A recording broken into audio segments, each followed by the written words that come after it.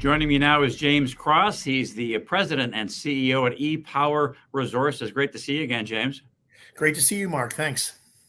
Now, we spoke several months ago, as you know, and there have been a lot of developments with the company since then. Lots to talk about. Let's start with the 2023 results from the drilling campaign, which you described as a high-grade exploration discovery with a lot of resource potential. So what are some of the highlights from those results?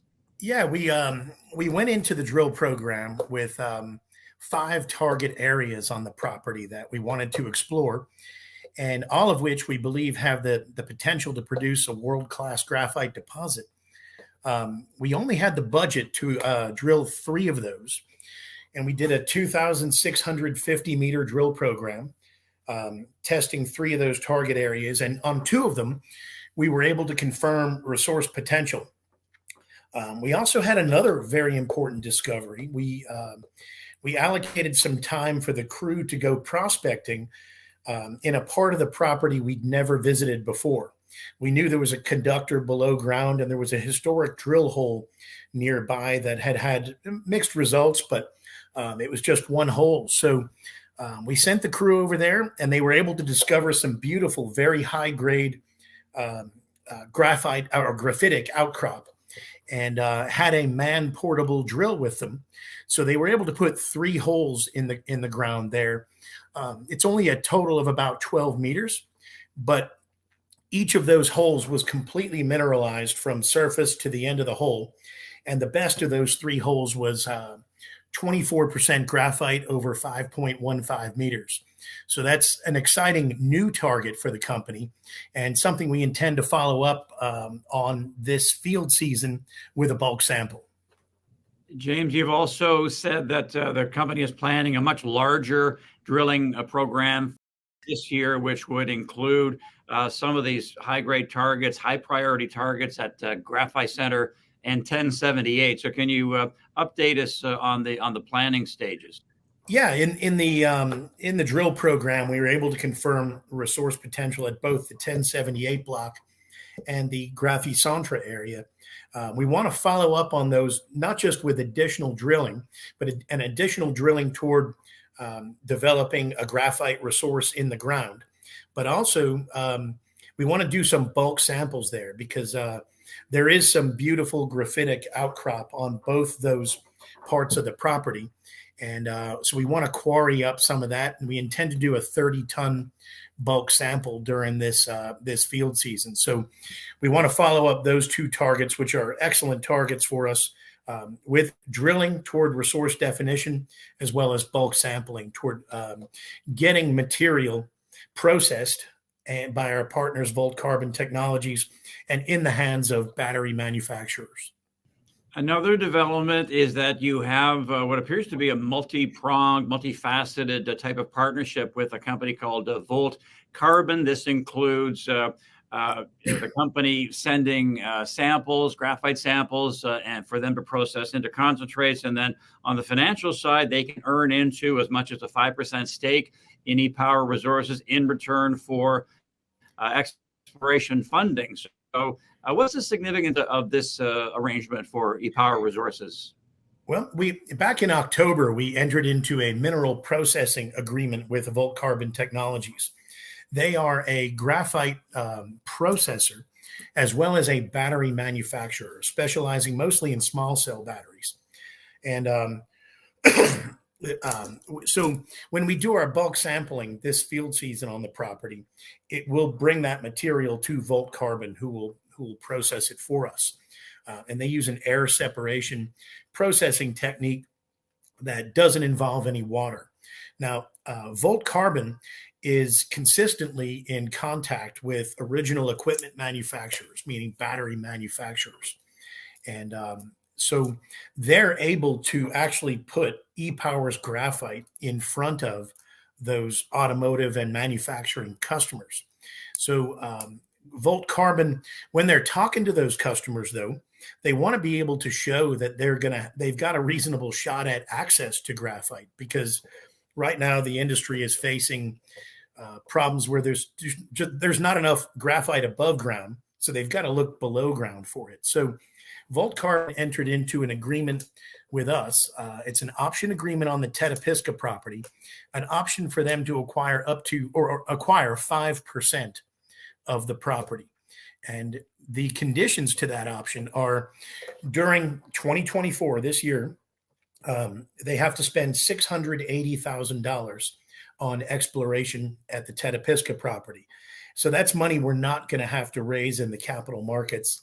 There's no warrant attached or anything like that. So we've got already a budget of $680,000 for the upcoming exploration season. Now, at the conclusion of this year, they have one more year to decide if they want to pay $1.5 million in cash for 5% of the Tetapisca property, which right there sets a value at Tetapisca pre-resource of $30 million. So it's very good for Volt Carbon because they're able to show a deep relationship with a company with graphite in the ground, and very good for us because we get the exploration capital. And now also, as Volt Carbon spends the $680,000, they're going to be awarded 6.6 million shares of e-Power delivered in tranches as the money gets spent. We've already issued 1.6 million of those shares, so there are 5 million to go. And so, you know, it's great for them because they're able to show they've got, you know, a good shot at access to graphite, and they're a large shareholder, something like 17% holder of e-Power. And it's good for us because we've got the exploration capital to deploy. Okay, very good. I'm glad you clarified that in terms of their percentage ownership of the project and the company itself in terms of shares. Now, let's move along to a possibility of a mineral resource update. Can you update us on that process? Is there any timeline there? And also, when it does come out, what's the potential for it to be a real game changer for the company? Well, as we move on and start to get our material in front of manufacturers, we're finding that they're a little less motivated by 43101 resources than we thought. You know, when we think about it, a 43101, that's really a Bay Street type requirement.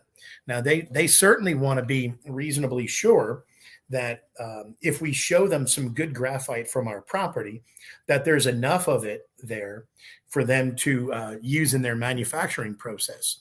But 43101 isn't necessarily something they need.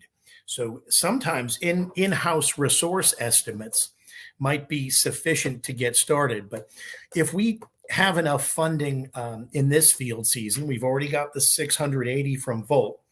But if we have enough funding in this field season, we could put a 43101 resource on the board, and that would we'd probably be able to, you know, you do the work during the summer and early autumn, and the results take time to come in, and then you publish or you write a mineral resource estimate.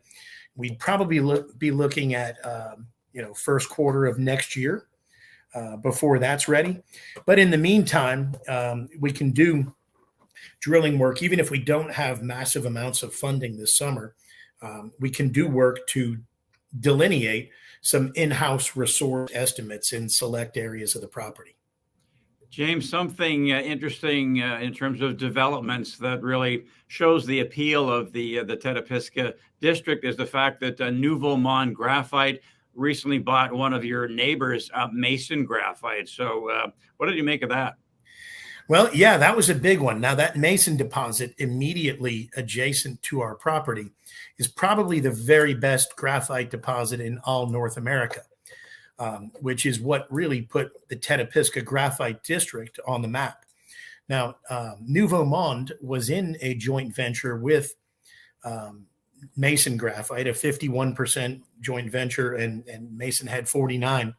And around the end of January, Nouveau Monde bought the remaining 49% they did not yet own. And just 16 days following that acquisition, which we don't believe is a coincidence, Nouveau Monde announced simultaneous equity investment deals and offtake agreement deals with General Motors, Panasonic, and Mitsui. And this represents, actually, things like that are the reason we founded ePower in the beginning, back in late 2018.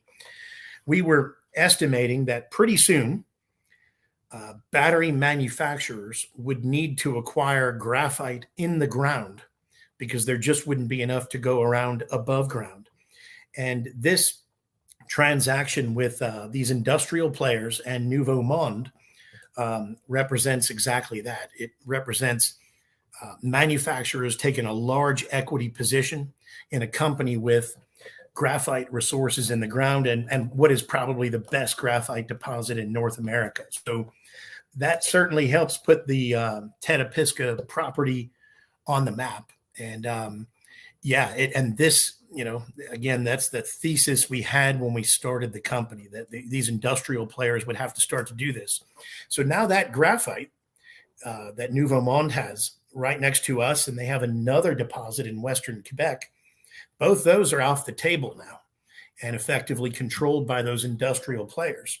So there really just isn't much North American graphite left after that. So, it is a big game changer because, imagine if there's going to be a hurricane and someone has 100 batteries for sale because the power might be out for a while. Those batteries will be priced pretty high because it's an emergency item. But then when you get down to only 7 or 8 batteries left, the price is probably even higher. So what just got taken out were really players number 1 and number 2, Nouveau Monde and Mason. Those were their graphite's all now spoken for. So there aren't many other graphite resources and graphite players left in the business in North America. So that's a big deal for us. And lastly, James, it's been a challenging market, as you know, for junior companies in general. So what's your current view of the sentiment in the graphite / battery metals market? And against that backdrop, what's the investment case right now for ePower Resources? Well, yeah, actually, that's a great question, because we actually have the unique combination of, in the industry, meaning graphite and battery manufacturing, we're beginning to see what appears to be panic. Manufacturers who are already constructing factories worth billions of dollars are realizing that they're going to have to secure some graphite still sitting in the ground in order for that factory to produce anything. So that changes things and brings about a new paradigm. And we've just seen it for the very first time with General Motors, Mitsui, and Panasonic taking Nouveau Monde out, or not taking them out, but making huge equity investments in Nouveau Monde and effectively taking that graphite off the table.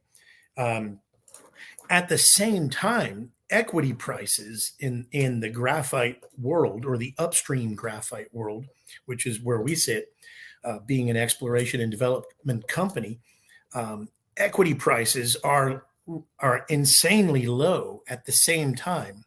So it is the unique combination of panic in the industry around getting graphite from upstream players, but lower than maybe ever equity prices in the market. So our own market cap sits around $2.5 million, which is not something we ever expected to see. So at the moment, you've got, as an investor, if you're just hearing this for the first time, it's a good time to be hearing the story. Right. And as you said, the Tetapisca project is valued roughly at $30 million. So there's a huge disconnect there that needs to be connected. There is. And those things eventually connect. And that's why we got into this business, because we believe it will connect. And the pieces are just falling into place with that, those huge equity investments by industrial players in an upstream graphite company, Nouveau Monde. All right, great stuff, James. Thanks for talking with us and giving us an update. We'll be following. Great. Thanks a lot, Mark. Thanks everybody for watching. All right, exactly. Thank you, James, and thank you for watching. We will talk to you next time.